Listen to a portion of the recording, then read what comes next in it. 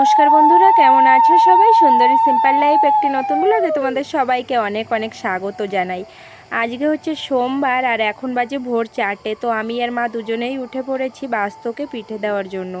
এরকম তুলসী গাছের গোড়ায় আমরা দিই, এটাকে নিয়ম মানে আমাদের বাড়ির, আর জানি আরও মানে আমাদের গ্রামে সকলেই দেয়, এগুলো নিয়ম বলে। তো দেখো এরকম চাল পাউডার করে এরকমভাবে দিয়ে দিচ্ছি তুলসী গাছের গোড়ায় সকালবেলা। আর তোমাদের সকলকে জানাই শুভ পৌষ সংক্রান্তির অনেক অনেক শুভেচ্ছা। এখন যাব আমাদের পাড়ায় যেখানে পুজো হয়, আমরা যেখানে থাকি সেখানে, সেই পুজোতে। তো চলো তোমাদেরও সঙ্গে করে নিয়ে যাব। শুভ পৌষ সংক্রান্তি, আমি খালি কই শুভ পৌষ সংক্রান্তি, আমি কই সকাল হয় না দিদি, শুভ পৌষ সংক্রান্তি। আমি সবকে যাব। এখানে দিদিরা বসে সব সবজি কাটছে, আর দেখো আমি হাসতে হাসতে সবাই পৌষ সংক্রান্তি, আমাদের গ্রামে এরকমই, মানে দূর থেকে যে যাকে দেখবে শুভ পৌষ সংক্রান্তি শুভ পৌষ সংক্রান্তি বলে ওরকম চেঁচাতে থাকবে। তো খিচুড়িতে যে সবজিগুলো দেওয়া হবে আর আলাদাভাবে একটা সবজি বানানো হবে, তো তার জন্য এই সবজিগুলো সব কাটা। সবাই যেন অনেক ভোরে ভোরে উঠে পড়ে, সবাই ভোরে ভোরে বাড়ির কাজকর্ম ছেড়ে বাড়িতে সবাই মানে বাস্তকে পিঠে দিয়ে তারপরে এখানে আসে কাজ করতে। তো চলো আমিও এখন একটু কাজ করব।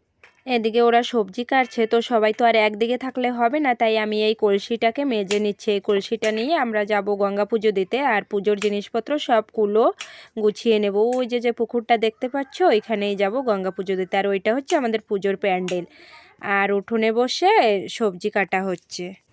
এটা হচ্ছে রান্নার জায়গা, তো রান্নার জন্য পূর্ণপাত্র আর ঘট বসানো হলো, আর যারা রান্না করবে তাদেরকে একটা করে গামছা দিচ্ছে। তো গঙ্গা পুজো দেওয়ার জন্য আমরা বেরিয়ে পড়েছি, কলস কুলো মানে যা যা দরকার সব কিছু নিয়ে।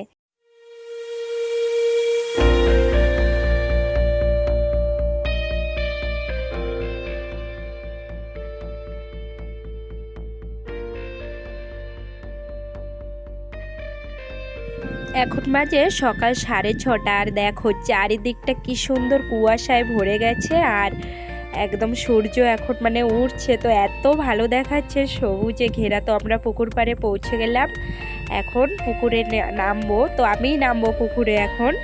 সবাই তো গত বছরের মতো এবছরও আমাকেই পুকুরে নামতে বলছে, তো আমার কোনো অসুবিধা নাই। তো আমি ওদেরকে বলছিলাম আমিও নামবো, তোমাদেরও নামতে হবে পেছনে। তো একটু মজা করছিলাম, আমি নেমে গেলাম। আর যেহেতু সকালে আমি একবার স্নান করা, তো আমার কোনো অসুবিধা নেই, ঠিক আছে। তো দেখো আমি পুকুরের ভেতরে নেমে যাচ্ছি, আর ওরা কি করবে, ওপর থেকে একটা দোপাট্টা দিয়ে মানে সবাই পাঁচজনটা কজন ছুঁয়ে রাখতে হয়, তো সেরকম ছুঁয়ে রাখবে, কারণ সকাল সকাল তো সবাই পুকুরে নামবে না, ঠান্ডা যেহেতু।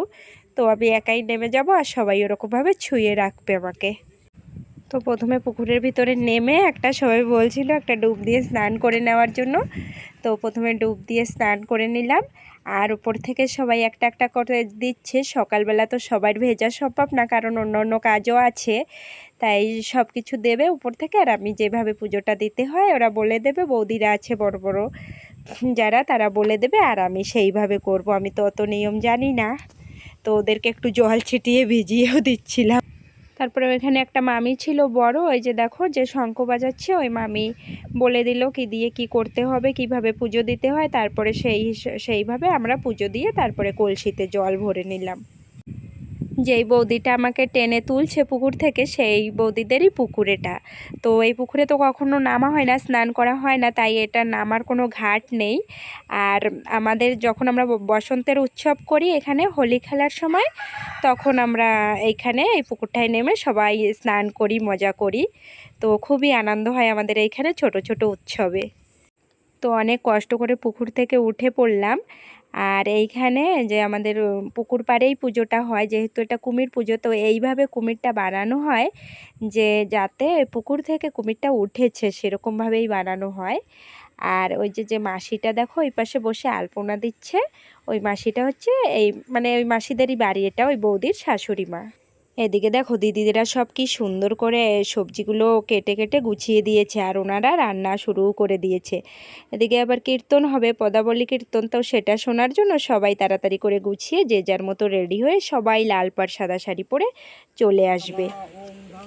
তো দেখো এখানে আমরা সবাই লাইন দিয়ে অঞ্জলি দেওয়ার জন্য বসে গিয়েছি। আনুষও দেখে ভদ্রভাবে আজকে আমার পাশেই বসেছে। তো সবাই চলো অঞ্জলিটা দিয়ে নিই। তো কুমির পুজো দেওয়া হয়ে গেল, পুজো দেওয়ার পরে আবার কুমিরটাকে বলি দিল। তো এরকমই হয় এই পুজোটা, কুমির বানিয়ে পুজো দিয়ে তারপরে আবার বলি দেয় বলে এরকমই নিয়ম। তো দেখো কুমিরের গলা থেকে আবার রক্তও বের হচ্ছে।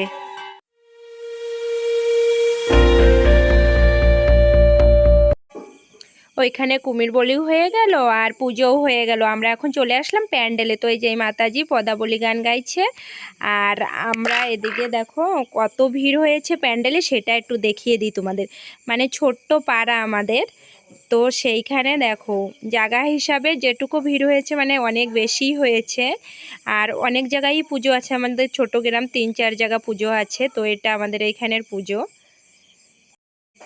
তো এইদিকে দেখো গান শেষ হয়ে গিয়েছে, এখন লাস্টে মানে নাম ধরেছে কৃষ্ণ নাম। তো নাম ধরার সময় সবাই উঠে দাঁড়িয়েছে আর তারপরে প্রসাদ বিতরণ শুরু হয়ে গিয়েছে। তো দেখো বাচ্চারাও জল দিচ্ছে আর এইদিকে দেখো আমার শাশুড়ি মা লবণ দিচ্ছে আর দিদিরাও আগে প্রসাদ দিয়েছে। সবাই মানে যে যেটা পারছে সে সেটা কাজ করছে, কাউকে কিছু বলা লাগে না, সবাই নিজের বাড়ির মতো করে তারপরে আমাদের পাড়ার পুজোটা কমপ্লিট হয়ে। তো একদম লাস্টে আমরা খেতে বসে গিয়েছি, যেই কয়জন আমরা মানে কাজকর্ম করেছে বেশি কেউ নাই, খিচুড়ি লাবড়া আর চাটনি। তো খুব ভালো লাগছে আর পুজোটা অনেক সুন্দরভাবে কেটে গেল। তো দেখো মানে লাস্টে যারা কাজকর্ম করেছে তারাই আছে, এখন প্যান্ডেলটা পুরো খালি খালি হয়ে গিয়েছে। তো চলো আজকে ভিডিওটা এখানেই শেষ করছি। সবাই ভালো থেকো, সুস্থ থেকো, সাবধানে থেকো। খুব শীঘ্রই দেখা হবে একটা নতুন ভিডিওর সাথে।